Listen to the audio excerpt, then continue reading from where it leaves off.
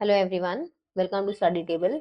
मेरा नाम स्वाति है और इस वीडियो में हम बात करेंगे ऑब्जेक्ट ओरिएंटेड प्रोग्रामिंग के बारे में। ठीक है। ऑब्जेक्ट ओरिएंटेड प्रोग्रामिंग एक इम्पॉर्टेंट कॉन्सेप्ट है उन प्रोग्रामिंग लैंग्वेजेस का जो कि ऑब्जेक्ट ओरिएंटेड प्रोग्रामिंग को फॉलो करती हैं, जैसे कि जावा है, पाइथन है, सी प्लस प्लस है, ऑब्जेक्ट ओरिएंटेड प्रोग्रामिंग को फॉलो करती हैं। तो इसकी शुरुआत 1960s में हुई थी, जब प्रोसीड्यूरल प्रोग्रामिंग के ड्रॉबैक्स की वजह से हमें एक नए अप्रोच की जरूरत थी that would help the programmers to write code which can be well managed, और जिसकी वजह से जो कोड है वो सिक्योर भी रहे। राइट। तो उसकी डिटेल में हम इस वीडियो में आगे देखेंगे, पर उसके पहले एक बार इसकी डेफिनेशन देखते हैं, ऑब्जेक्ट ओरिएंटेड प्रोग्रामिंग क्या होता है। तो object oriented programming is a programming paradigm that is based on the concept of objects। ये इसका बेसिक सा डेफिनेशन है। तो पैराडाइम क्या होता है? पैराडाइम होता है style of coding. Object oriented programming एक प्रोग्रामिंग स्टाइल है जो जिसमें कि हम ऑब्जेक्ट्स के ऊपर काम करते हैं। तो ऑब्जेक्ट क्या होता है? तो object is kind of a container. मान लीजिए कंटेनर है मेरे पास, उस कंटेनर के अंदर मैंने दो चीजें रखी हैं। पहली है डेटा, दूसरा है वो मेथड्स और फंक्शंस जो उस डेटा के साथ काम करेंगे या उस डेटा के ऊपर काम करेंगे। राइट। तो I have a container. Object is like a container और अ सेल्फ कंटेन्ड यूनिट, जिसके अंदर क्या होता है? जिसके अंदर होता है डेटा और मेथड्स एंड फंक्शंस जो उस डेटा के साथ काम करेंगे। तो it's a self contained unit. तो जो भी ऑब्जेक्ट क्रिएट होता है उसके अंदर में, जावा में या ऑब्जेक्ट ओरिएंटेड प्रोग्रामिंग के अंदर में, जो ऑब्जेक्ट क्रिएट होता है उस ऑब्जेक्ट के अंदर होता है डेटा और वो फंक्शन और मेथड्स जो उस डेटा के साथ काम करते हैं। क्लियर? तो object oriented programming in objects के साथ काम करती है, वो ऑब्जेक्ट जिसके पास डेटा और मेथड्स एंड फंक्शंस होते हैं। और ऑब्जेक्ट कैसे क्रिएट होता है? जावा में ऑब्जेक्ट क्रिएट होता है when we instantiate a class, या जब हम क्लास को कॉल करते हैं तो हमारा एक ऑब्जेक्ट क्रिएट होता है और वो मेमोरी में कहीं रेफर हो रहा होता है। Right. So object oriented programming क्या होती है? ऑब्जेक्ट ओरिएंटेड प्रोग्रामिंग एक प्रोग्रामिंग पैराडाइम है that is based on the concept of objects. वो ऑब्जेक्ट्स क्या है? Objects are like the little containers जिसके अंदर डेटा होता है या फंक्शंस या वो मेथड्स होते हैं जो उस डेटा के ऊपर ऑपरेट करते हैं। तो वो क्या करता है? हमें हेल्प करता है कि हम अपने कोड को प्रॉपर्ली ऑर्गेनाइज कर पाए to model real world things. तो यहाँ पे रियल वर्ल्ड थिंग्स क्या हुए? रियल वर्ल्ड थिंग्स है जैसे let's say N example of school, जहाँ पे हम स्कूल को रिप्रेजेंट कर रहे हैं या किसी ऑफिस को रिप्रेजेंट करें जहाँ पे हमारे एम्प्लॉयज हैं या स्टूडेंट्स हैं, और हम उस स्टूडेंट की पर्टिकुलर स्टूडेंट का हमें एक डेटा कलेक्ट करके अपने प्रोग्राम के अंदर उसे इम्प्लीमेंट करना है। तो वी कैन डू दैट कि the student will have a name, student के एज होगा, क्लास होगा, रोल नंबर होगा, सब्जेक्ट्स होंगे। तो इन सबको हम अपने प्रोग्राम के अंदर मॉडल कर सकते हैं। तो ये हमें हेल्प करता है कि हम अपने कोड को बेटर ऑर्गेनाइज कर सकें सो दैट जो है रियल वर्ल्ड थिंग्स को अपने कोड में इम्प्लीमेंट कर सकें। ये होता है ऊप्स, ऑब्जेक्ट ओरिएंटेड प्रोग्रामिंग। तो इसकी शुरुआत कहाँ से हुई? ऑब्जेक्ट ओरिएंटेड प्रोग्रामिंग की शुरुआत हुई है 1960s के अराउंड में। 1960s के पहले था प्रोसीड्यूरल प्रोग्रामिंग। प्रोसीड्यूरल प्रोग्रामिंग कौन कौन सी है? सी है, फॉर्ट्रन है, ये सब पुरानी पहले की लैंग्वेजेस जो कि 1960s के पहले इन्वेंट हुई हैं। They followed the process of procedural programming. Newer languages also support procedural programming, but they are more object oriented than procedural. पर ये ओल्डर लैंग्वेजेस वो मोर प्रोसीड्यूरल। प्रोसीड्यूरल प्रोग्रामिंग के अंदर क्या था? बेसिक बहुत, I will explain that in a summary. Procedural programming में था कि the code was not lengthy, उनका कोड सिंपल था, input process output, simple code. The data was not complex, उन्होंने कॉम्प्लेक्स डेटा स्ट्रक्चर्स का यूज नहीं करना था। लिमिटेड मेमोरी थी, and plus speed is important in procedural programming. अगर आपको फास्टर स्पीड चाहिए then procedural programming is the way to go. तो प्रोसीड्यूरल प्रोग्रामिंग के टू मेजर ड्रॉबैक्स थे। पहला ये था कि उसमें जैसे जैसे प्रोग्राम इंक्रीज होता गया साइज में, जैसे जैसे कॉम्प्लेक्सिटी बढ़ती गई, द कॉस्ट टू मैनेज और the leverage to manage the code became costlier। Plus उसे मैनेज करना, डेटा को मैनेज करना मुश्किल हो गया थ्रू प्रोसीड्यूरल प्रोग्रामिंग, क्योंकि कॉम्प्लेक्सिटी हैंडल नहीं कर पाया वो। ओके। सेकेंड था कि the code was not secure. Why? क्योंकि जो ग्लोबल वेरिएबल्स थे उसके अंदर में, उसे कोई भी फंक्शन आ करके एक्सेस कर सकता था वेरिएबल्स को या डेटा को चेंज कर सकता था। तो the global variables were accessible to all functions and to all methods and they can be changed. तो सिक्योरिटी का प्रॉब्लम था। तो object oriented programming came in 1960s. Simula was the first object oriented programming. उसके बाद Smalltalk आई, फिर C++ and Java came subsequently after the C++ became popular. तो object oriented programming ने इन दो इश्यूज को कैसे हैंडल किया? पहला था द प्रॉब्लम ऑफ कॉम्प्लेक्सिटी, कि जैसे जैसे प्रोग्राम का साइज ग्रू हुआ या वो कॉम्प्लेक्स होने लगे, तो procedural programming had issues to handle that. तो ऑब्जेक्ट ओरिएंटेड प्रोग्रामिंग के जो बेसिक फीचर्स हैं, जैसे abstraction, encapsulation, inheritance and polymorphism, these four help the object oriented programming और the oops to handle complex data. तो using these four approaches, complex data structures or the complex data was handled by object oriented programming. Okay, abstraction क्या होता है, encapsulation क्या होता है, inheritance and polymorphism, what are these in detail हम इस video में आगे देखेंगे. And the second drawback of procedural programming was the data was not secure, the global variable was accessible. तो ऑब्जेक्ट ओरिएंटेड प्रोग्रामिंग में इनकैप्सुलेशन के concept से, जहाँ पे डेटा को हम प्राइवेट कर देते हैं and through getters and setters method हम उसको डेटा को एक्सेस कर सकते हैं. तो डायरेक्ट एक्सेस नहीं होता, इनडायरेक्ट एक्सेस होता है थ्रू गेटर्स एंड सेटर्स. तो second issue was also addressed by oops through encapsulation, right. So object oriented programming के थ्रू हम जो इन मेजर ड्रॉबैक्स को कवर कर पाए, और with a period of time object oriented programming major concept बन गई फॉर प्रोग्रामिंग लैंग्वेजेस. तो आज जो भी major programming languages we use, चाहे हम पाइथन यूज करते हैं या C++ या जावा या JavaScript, they are all based on the concepts of object oriented programming. Okay, तो प्रोसीड्यूरल प्रोग्रामिंग है ड्रॉबैक्स, पर ऐसा नहीं है कि प्रोसीड्यूरल प्रोग्रामिंग बिल्कुल रिडंडेंट है, उसे हम यूज नहीं कर सकते. Procedural programming can be use in scenarios जहाँ पे आपके लिए स्पीड इंपॉर्टेंट है, जहाँ where you do not have to work with complex data, whether you have to write a script for automation, आप कोई ऐसी स्क्रिप्ट लिख रहे हैं जो कि आपको रन करनी है, और मेनली फॉर ऑटोमेशन और फॉर अदर टास्क जो कि अपने आप रन करे, तो वहां पे आप प्रोसीड्यूरल प्रोग्रामिंग के लैंग्वेजेस का यूज कर सकते हैं. या अगर आपको सिस्टम रिलेटेड प्रोग्रामिंग लिखनी है तो डायरेक्टली हार्डवेयर से टॉक करेगा, जैसे कि हम ड्राइवर्स या अदर थिंग्स के लिए जो कि हमारे सिस्टम में होती है, उनके लिए अगर हम प्रोग्रामिंग कर रहे हैं, then we will be using the procedural programming. या हमारे पास मेमोरी का इशू है या हमें फटाफट उसको एग्जीक्यूट करना है, we have the crunch of speed, then we'll be using procedural programming. Other than if you are working with complex data, या अगर आपको enterprise level of software create करना है, या if you're working with data structures and other type of things, then in that scenario up object oriented programming is the preferred approach, right. So इससे पहले, अभी थोड़ी देर पहले हमने ये कहा था कि ऑब्जेक्ट ओरिएंटेड प्रोग्रामिंग का यूज हम करते हैं to model real world things. तो वो रियल वर्ल्ड थिंग्स क्या हैं? तो रियल वर्ल्ड थिंग्स को हम कैसे अपने प्रोग्रामिंग में इम्प्लीमेंट करते हैं?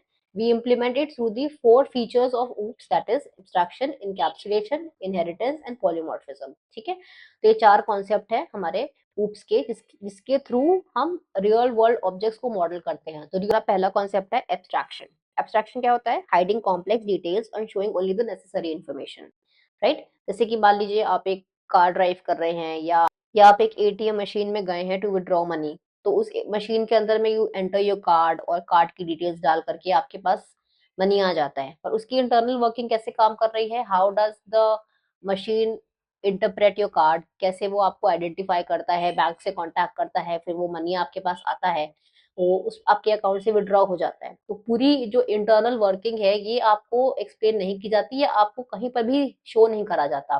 तो वो सारी कॉम्प्लेक्स डिटेल्स हाइड कर दी जाती हैं, और आपको सिर्फ वो इन्फॉर्मेशन प्रोवाइड की जाती है जो आपके लिए इम्पोर्टेंट है, जैसे कि आपके कार्ड डिटेल्स है, या जो अभी आपको वहाँ पे इन्फॉर्मेशन एंटर करनी है.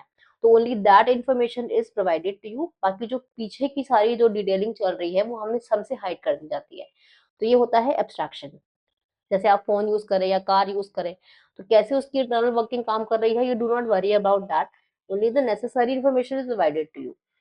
तो इससे क्या हेल्प होती है? इससे ये हेल्प होती है कि हम जो करंटली जो ऑब्जेक्ट काम कर रहा है, या जो करंटली हमें काम करना है, हम सिर्फ उस पर फोकस करते हैं, ना कि ये फोकस करते हैं कि काम कैसे हो रहा है. क्योंकि अगर हमें एक एक चीज दिखाई जाएगी, then we will not be able to focus on the task in hand. तो हमें सिर्फ टास्क इन हैंड के ऊपर फोकस करते हैं, and without worrying about how it does it. Okay, तो जावा में कैसे इम्प्लीमेंट होता है? एब्स्ट्रैक्शन जावा में इम्प्लीमेंट होता है through abstract classes and through interfaces. Through interfaces we can achieve 100% abstraction. Abstract classes के थ्रू भी हम एब्स्ट्रैक्शन को इम्प्लीमेंट कर सकते हैं। इसको कैसे हम इम्प्लीमेंट करते हैं ये हम वीडियो में आगे के सेक्शंस में देखेंगे। ओके, तो अब कैसे इम्प्लीमेंट कर सकते हैं एब्स्ट्रैक्ट क्लासेस को। एब्स्ट्रैक्ट क्लासेस के अंदर जैसे मान लीजिए एक बैंक है या एक स्कूल है, तो बैंक के अंदर में कुछ चीजें ऐसी हैं जो कॉमन होंगी सबके लिए, जैसे कि विड्रॉल है, इंटरेस्ट रेट है, ओवरड्रॉन है, आईएफएससी कोड है, बैंक का ब्रांच नेम है। तो ये सब कॉमन चीजें हैं जिसको कि हाँ एक एब्स्ट्रैक्ट क्लास के अंदर में अगर हम इसे डिफाइन कर दें तो दो other classes of the program will be able to access those classes। तो इससे कोड रीयूजेबिलिटी होगी एंड द कोड का जो स्ट्रक्चर है या कोड का जो हमारा साइज है वो कम होगा। तो अब अगला है इनकैप्सुलेशन। इनकैप्सुलेशन क्या होता है कि हमने डेटा और मेथड्स को एक साथ लाके एक ऐसे प्रोटेक्टिव बॉक्स में रख दिया है जिसको कि डायरेक्टली एक्सेस नहीं किया जा सकता, ओनली कंट्रोल मेथड्स के थ्रू ही उसे एक्सेस कर सकते हैं। तो उस बॉक्स को हम कह सकते हैं ऑब्जेक्ट। तो इनकैप्सुलेशन मीन्स कि डेटा और मेथड्स को हमने प्रोटेक्ट करके रखा है, उसको डायरेक्ट एक्सेस नहीं दिया है किसी और मेथड का, हम उसको किसी और कंट्रोल्ड मेथड्स के through such as getters setters के थ्रू हम उस डेटा को एक्सेस कर सकते हैं। तो सिंपल टर्म्स में क्या हुआ, hiding the inner working of an object from the outside world, कि उसको सीधा सीधा एक्सेस नहीं कर सकती, only around allowing interaction through control methods like getters and setters. तो डायरेक्ट एक्सेस करने की जगह जो प्रोसीड्यूरल प्रोग्रामिंग का जो सेकंड हमारा ड्रॉबैक था कि जो ग्लोबल वेरिएबल था वो एक्सेसिबल था to every function and every method, तो यहाँ पे हमने इनकैप्सुलेशन के थ्रू जो ऑब्जेक्ट है उसको डायरेक्ट एक्सेस नहीं दिया है। उसको अगर हम प्राइवेट डिक्लेयर कर दें तो उसको डायरेक्ट एक्सेस नहीं किया जा सकता। उसको अगर हम गेटर्स एंड सेटर्स क्रिएट करें only then that object can be accessed, right.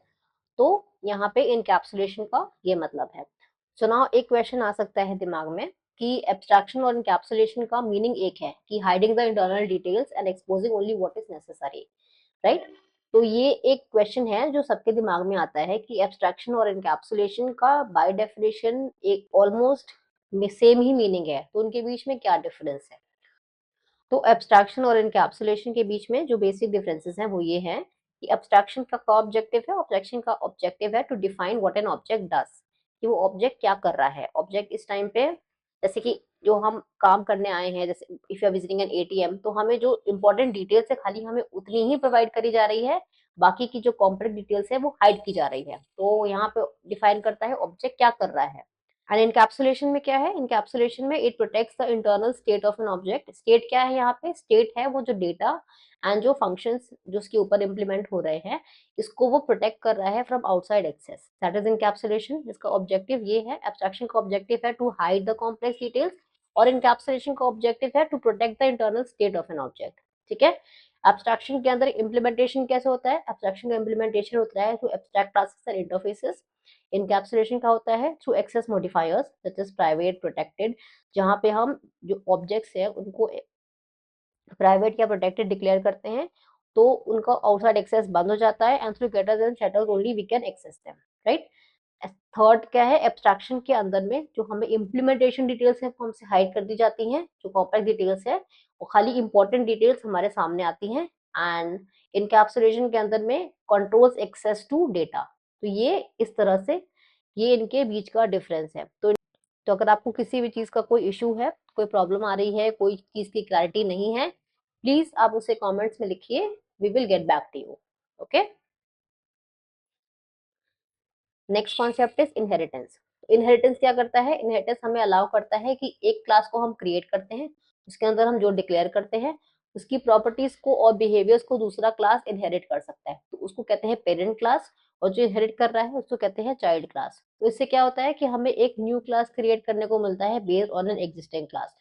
तो इससे भी क्या होता है कि रिपीटिंग कोड या रिपीटेबल कोड जो है हम अवॉइड करते हैं। तो एक ही चीज को हम 4 बार लिखने की जगह एक जगह डिक्लेयर करके पेरेंट क्लास में और चाइल्ड क्लास के थ्रू उसे इम्प्लीमेंट करें उसके मेथड्स एंड फंक्शंस को, तो उसी चीज को हम दोबारा चाइल्ड क्लास में नहीं लिखते। तो इससे क्या होता है कि हमें रिपीटेबल कोड से आजादी मिलती है, we avoid that, fine. Implementation कैसे होता है इनहेरिटेंस का, इसका हम आगे अब देखेंगे once we are done with the concepts. Okay, and the next is polymorphism. तो पॉलीमॉर्फिज्म को अगर हम ब्रेक करें तो क्या होता है polymorphism. Poly means many, morphism means form. तो मैनी फॉर्म्स यानी एक चीज का कई सारे फॉर्म में है। तो अगर हम पॉलीमॉर्फिज्म का कोई रियल लाइफ एग्जांपल देखें तो we can take an example of a mobile phone. Mobile phone से हम क्या कर सकते हैं, मोबाइल फोन से हम बात कर सकते हैं, मोबाइल फोन से हम मेल भेज सकते हैं, मैसेजेस भेज सकते हैं, पिक्चर्स क्लिक कर सकते हैं, उससे हम कुछ एडिटिंग कर सकते हैं। We can do multiple things with a cell phone. तो वो जो सेल फोन है या मोबाइल फोन है, वन फॉर्म है और मेनी फंक्शंस है उसके। वैसे ही अगर हम एक मीडिया प्लेयर को देखें, if you have install a media player on your system, तो उस मीडिया प्लेयर से उससे हम ऑडियो भी प्ले कर सकते हैं, वीडियोस भी प्ले कर सकते हैं, शफल भी कर सकते हैं। तो one form and many functions. तो पॉलीमॉर्फिज्म क्या है कि एक चीज के कई सारे फॉर्म्स हैं, यानी many forms of a single thing. तो यहाँ पे क्या है, polymorphism means we can use the same method name but with different behaviour depending on the type of object that is calling it.